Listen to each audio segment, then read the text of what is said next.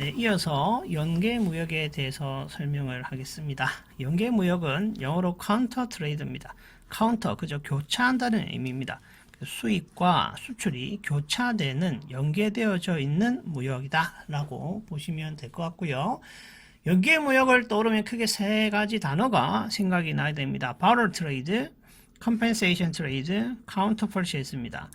자, barter trade는 물물 교환이고요. 말 그대로 제품과 제품의 교환입니다. 그래서 사과와 바나나를 교환했을 때 이 비율이 100대 100이죠. 그대로 이전이 된다 하면 상계 처리되는 것으로 보고 물물 교환이다 라고 합니다.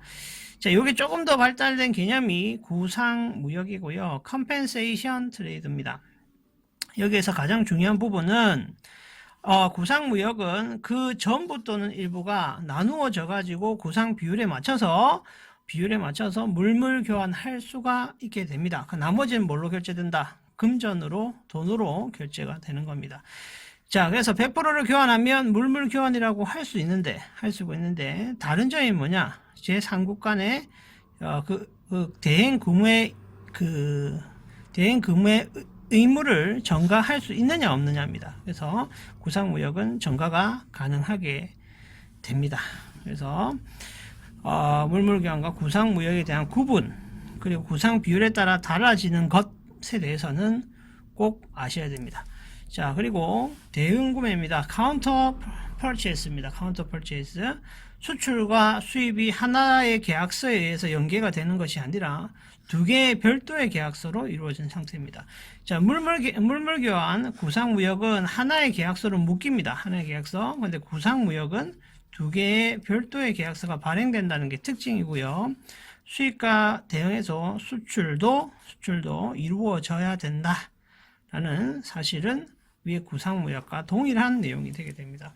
마찬가지로 수입 의무는 혹은 대응 수입의 의무는 제3국 전가가 가능하게 됩니다. 자, 표를 외우셔야 됩니다. 표를요. 연계무역의 종류, 물물교환, 구상무역, 대응구매 하나하나 둘이고요. 여기서 또 중요한 게 신용장 발행인데요. 구상무역에서 신용장 발행은 크게 네 가지 정도로 볼 수 있습니다. 자, 백투백 액시, 동시개설 신용장이고요. 수입과 수출을 동시에 일어나는 결제 수단으로 신용장을 사용하고 있다. 자, 에스크로 LC, 기탁 신용장입니다. 기탁. 맡긴다는 의미죠. 그리고 토마스 LC는 백투백 AC의 일종입니다. 일종이고, 중국하고 일본이 1970년도에 무역함에 있어서 일본이 토마스라는 전신 보호를 사용해서 거래가 이루어졌습니다. 그래서 토마스 LC다라고 사용을 하고 있고요. 수출과 대응해서 수입되는 양을 미리 계약하고 계약의 보증서를 끊어서 이행을 하는 것이 토마스 LC가 됩니다.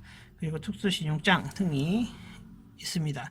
그리고 대응구매 같은 경우에는 구상무역과 물물교환과 다르게 두 개의 신용장으로 발행이 되더라.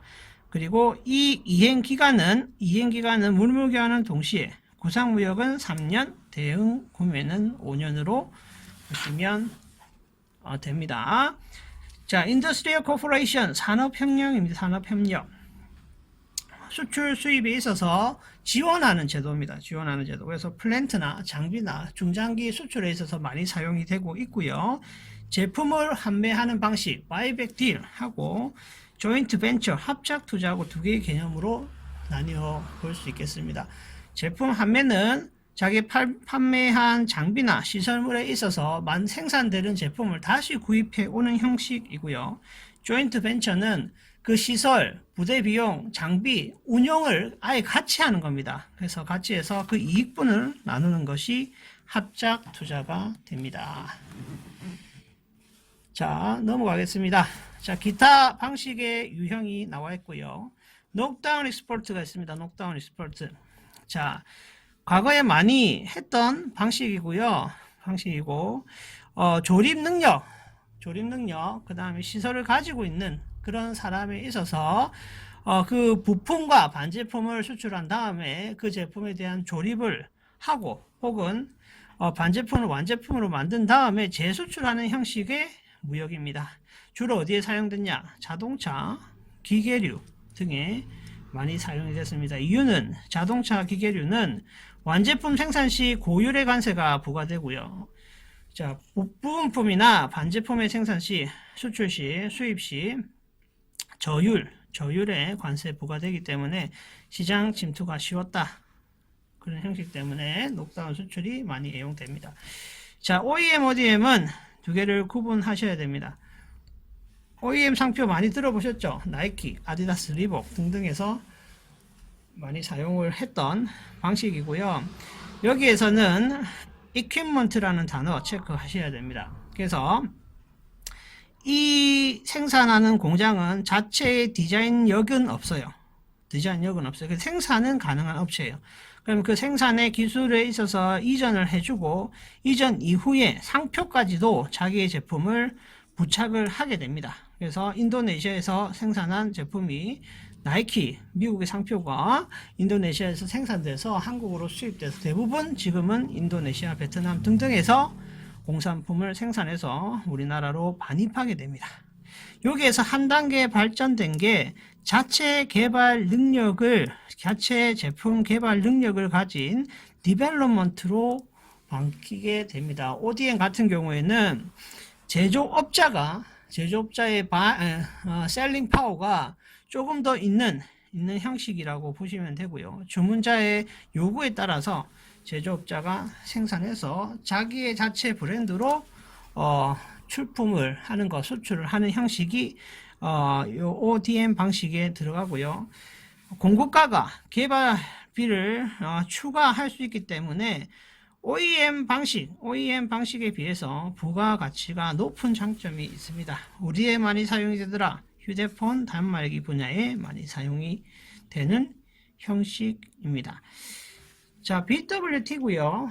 BWT 같은 경우는 Bonded Warehouse, 보세 창고 트랜잭션 거래입니다.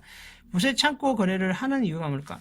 수입함에 있어서 반입을 늦추기 위해서 BWT를 사용한다. 왜 그럴까요? 왜 그런 걸까요? 수입하는 화물이 원거리에, 아주 먼 원거리에 있어서 제품을 공급함에 있어서 그 수요에 대비해서 공급이 느려지는 경우가 있습니다. 그런 경우에 미리 그 생산한 제품을 보세 창고에 반입하고 있다가 그 수요에 맞춰서 물건을 보내주는 형식으로 이루어지는 게 BWT고요.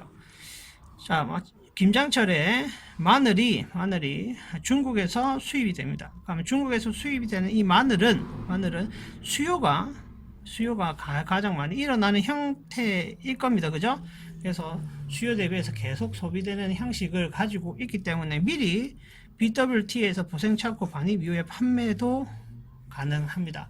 그리고 석유 원자재 같은 그 제품 같은 경우에는 수요가 늘 충족시킬 수 있는 수요가 계속 발생이 됩니다. 그죠? 그래서 판매는 당연히 할 수 있다는 전제하에서 수요가 많이 일어나는 전제하에서 보세 창고 반입 이후에 거래가 가능하게 됩니다. 네, 여기까지 하겠습니다.